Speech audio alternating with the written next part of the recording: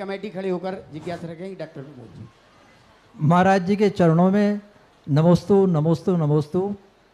क्षुल्लक जी महाराज जी के चरणों में इच्छामी इच्छामी। महाराज जी, मैं एक आपके माध्यम से एक संदेश यहाँ देना चाहता हूँ। जो जानकारी मुझे थोड़ी बहुत प्राप्त हुई है वो कितनी सत्य है या असत्य है इसके बारे में स्वयं निर्णय करें।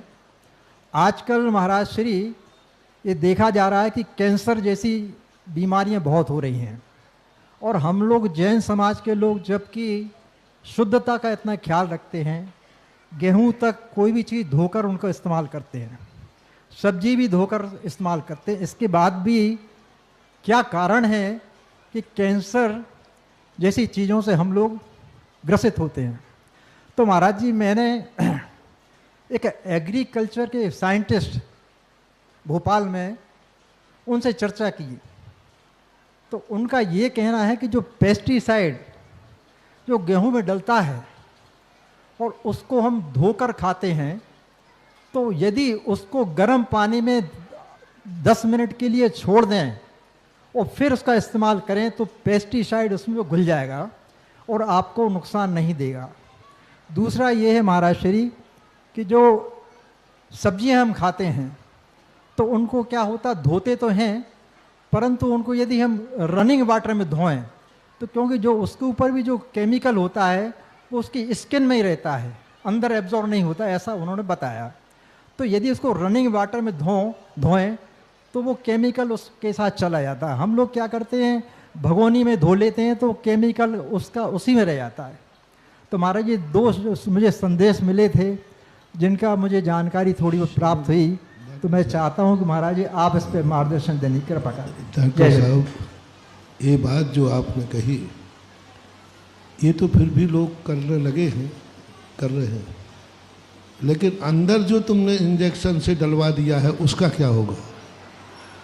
हम लोग लौकी लेते हैं, हम लोगों की लौकी बहुत धुलती है, वायल होती है, लेते हैं, लेकिन हम लौकियों के कितने कलर देखते हैं। पहले हमें लौकी मिलती थी, एक एग्जाम्पल दे रहा हूँ, लौकी मिलती थी सबका कलर एक होता था, हल्दी डलती थी तो पीला होता, लेकिन आज लौकियों के कलर, उनका रस, उनका स्वाद, कोई लौकी बिल्कुल काली दिखती है बनने के बाद, स्वाद ही नहीं रहता।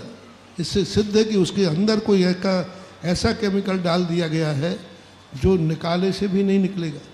गेहूं के अंदर उपज के साथ डाला जा रहा है, ऊपर से जो छिड़काव है उसको तो दूर किया जा सकता है, लेकिन जो बीज को ही बदला जा रहा है उसके संबंध में तो सरकार, वैज्ञानिक लोग, क्योंकि वैज्ञानिक कोई देवता नहीं है, मनुष्य ही है, वैज्ञान कोई राक्षस नहीं है, मनुष्य ही है, वैज्ञान कोई दानव पशु नहीं है, मनुष्य ही है।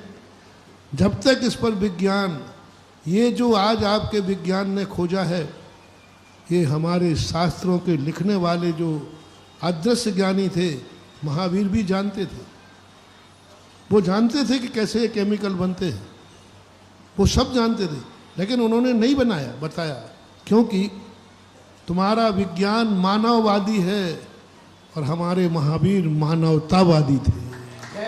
ये कहता है मैं तुम्हें खूब धन दूंगा, अर्थ प्रधान बना दूंगा, जिंदगी मरे तो मर जाए। और मानवतावादी उस पिता के समान होता है जो अपने बेटों को बुराई जानता है, बुरा रास्ता भी जानता है, लेकिन बेटे से छुपा लेगा, वो बुरा रास्ता बताएगा नहीं, वो अच्छा रास्ता बताएगा। लेकिन विज्ञान वो है, चाहे कुछ भी हो हमें तो नया खोजना है, चाहे उससे सृष्टि का विनाश हो जाए। तो इस पर तो जब तक वैज्ञानिक लोग नहीं सोचेंगे हम इस दुनिया को नहीं बचा सकते, नहीं बच पाएगा। और विज्ञान के लिए सरकार को चेतना पड़ेगा, सरकार को स्टे लगाना पड़ेगा कि इस प्रकार का अपराध जिस गेहूं में पाया गया, जिस सब्जी में पाया गया, उसको उतना ही बड़ा दंड मिलना चाहिए जैसा कि कोई मर्डर कर देता है तो दंड दिया जाता है।